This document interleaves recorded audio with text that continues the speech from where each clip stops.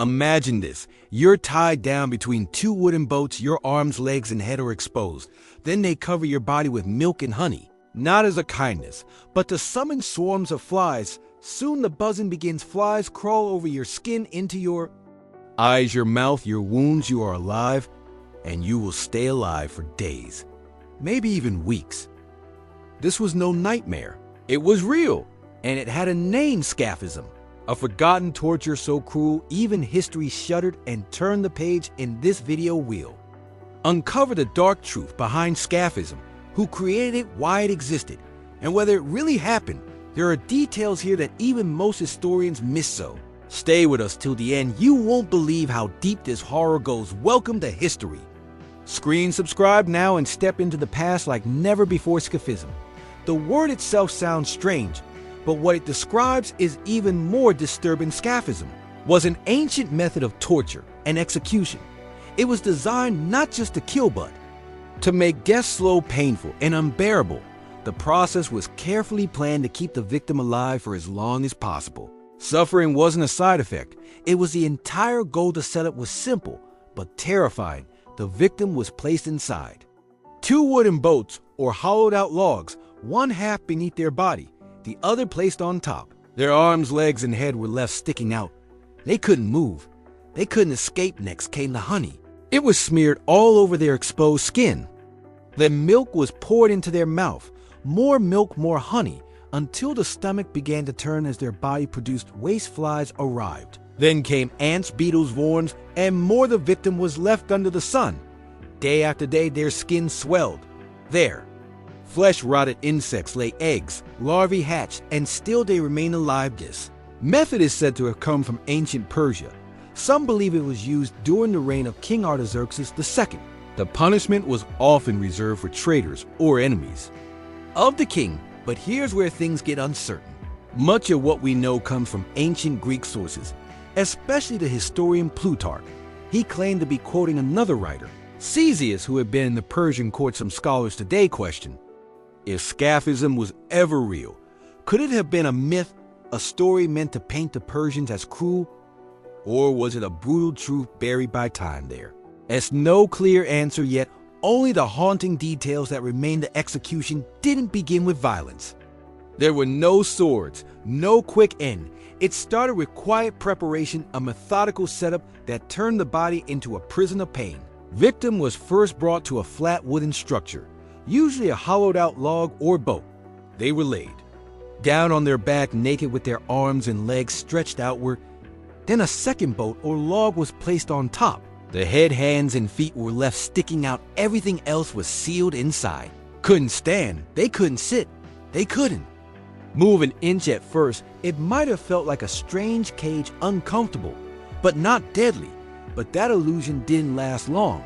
Executioners began smearing the victim's exposed body with a thick layer of honey, every part: face, arms, legs, chest, dripped with sweetness. Then they poured milk into the victim's mouth. More honey followed. More milk. It wasn't for nourishment. It was to keep the bowels moving. To ensure the body produced waste again and again, they were force-fed daily, sometimes against their will. This wasn't done out of mercy. It was part of the punishment. As the sun rose each day, the heat warmed the sticky surface of their skin. The sweet mixture baked under the light.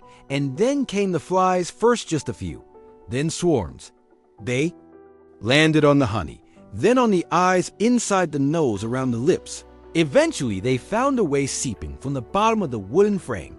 The air filled with buzzing eggs were laid. Larvae began to crawl. The victim, fully conscious, could feel it all. The longer they lived, the worse it became. The body, trapped in its own filth, became a living nest for insects. Flesh began to swell and break open. Wounds formed where skin met wood. Bacteria thrived. Infection spread inside the wooden case, and the decay was worse. Moisture rot and heat turned the space into a slow cooking chamber. Muscles weakened, the heartbeat slowed, but death did not come quickly. This was the design: to keep a person alive while they were being eaten bit by bit, layer by layer. There was no comfort, no shade, no silence, only the endless heat, the stinging bites, and the slow realization that the body was becoming its own coffin. Body once strong and whole was now exposed and helpless. Dehydration set in.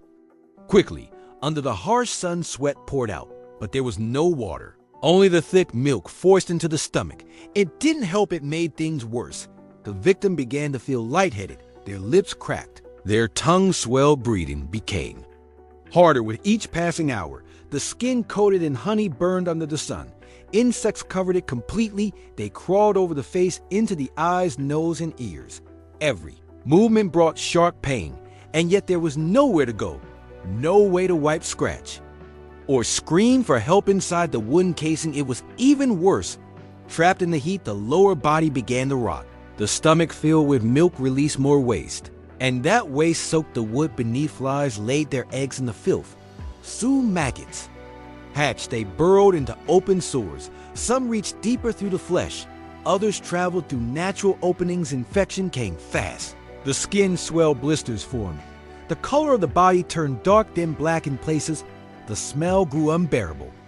The person was still alive, still aware. This is where the suffering turned deeper. Not just physical, but mental. The mind trapped inside a failing body could feel every bite, every sting. They knew what was happening, and they couldn't stop it at night. There was no relief. The darkness brought new waves of crawling insects. The sound of wings never stopped. Sleep was almost impossible. The person drifted in and out of a half-conscious state, not alive in the normal sense, but not yet allowed to dive. There was no escape.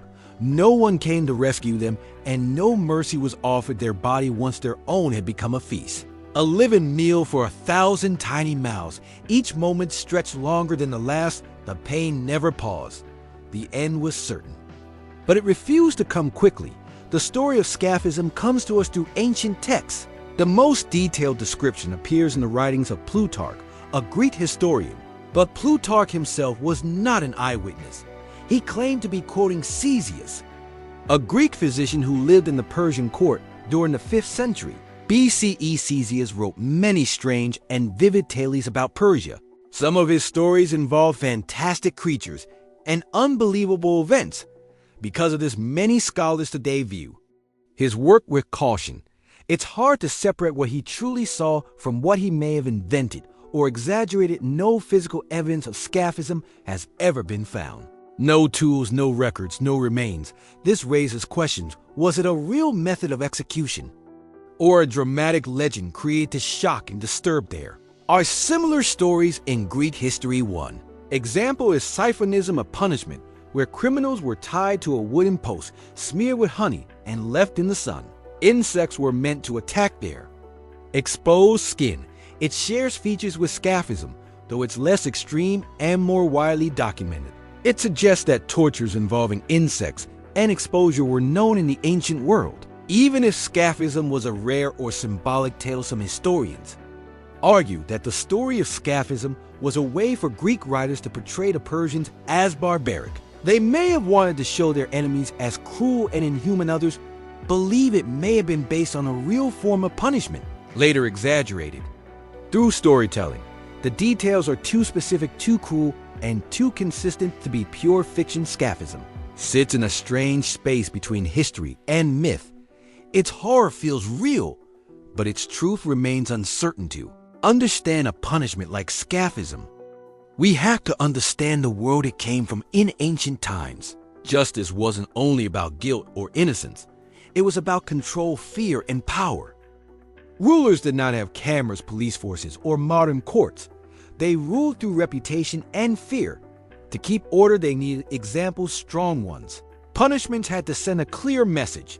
Disobey the king and the price would be unforgettable. Schism was not meant for common crimes. It was reserved for the worst kinds of betrayal. Treason, rebellion, and insult to the king's authority were often punished with public horror. According to some sources, King Artaxerxes II of Persia ordered Scaphism for a man named Mithridates, who had killed a noble by accident and claimed it proudly. For that, he was made an example. Cruelty wasn't just to hurt the body. It was a performance, a slow death that others could witness, a way to remind people of the king's absolute power. Ancient justice often relied on fear. The more shocking the punishment, the more effective the warning. Public executions weren't hidden. They were events people were expected to watch, to learn, and to obeying this Context Scaphism made a brutal kind of sense. It was not only a punishment, it was a weapon of terror, one that worked slowly, loudly, and visibly. The body eaten by insects left a mark on the minds of those who saw it, and even if they didn't witness it firsthand, the stories would spread. Whispers turned into warnings, warnings turned into silence. This was how rulers kept their thrones, not just through armies or laws, but through fear wrapped in honey. Though Scaphism may belong to the distant past, its story still echoes in today's world. It appears in bookshelves and even online forums. The method is rarely taught in school, but it survives in the shadows of modern. Curiosity writers have used Scaphism to create unforgettable scenes. In fiction, it has shown up in horror novels and fantasy stories. The idea of a punishment so slow and gruesome adds instant weight to any plot. Readers are drawn to the vivid horror, even if it makes them uncomfortable. Television shows and documentaries have also mentioned it. Though rare, some historical series have explored ancient punishments, and Scaphism always stands out. Its detailed process and psychological cruelty make it hard to ignore. Even if it's just a legend, the story has power. But one of the most active places for Scaphism today is the internet. Reddit threads often discuss it in horror or history forums. Users describe the method in shocking detail. Some posts go viral simply because people can't believe such a thing might have existed. It's often described as the worst way to die. Many agree that nothing compares. Wikipedia also includes a detailed entry on Scaphism. It outlines the ancient sources, the debates among scholars, and the gruesome details. Visitors from all over the world still land on that page searching for answers. They want to know if it was real, and if it was, how it ever came to be there. As something deeply human about this interest, we are fascinated by the limits of pain, by how far people have gone to hurt one another. Cruelty catches our attention because it tells us something about the darker parts of our history, and maybe about ourselves. Chasm may be ancient, but its memory still spreads. One reader, one viewer, one search at a time. Scaphism remains one of the most disturbing punishments ever described in history. But was it real, or just a terrifying legend passed down through ancient texts? The truth may never be fully known. What's certain, though, is the horror it represents. Whether fact or myth, Scaphism shows us the extremes of cruelty. It reveals what happens when power is left unchecked. A punishment designed not for justice, but for fear, for pain, and for control. And in that darkness, we are reminded of something else: the value of compassion, the importance of mercy, and how fragile human dignity can be when stripped away. Stories like this aren't easy to hear, but they help us understand the past and the kind of future we must never allow again. If this video made you think, please like it and subscribe to History Screen for more untold stories from the shadows of time.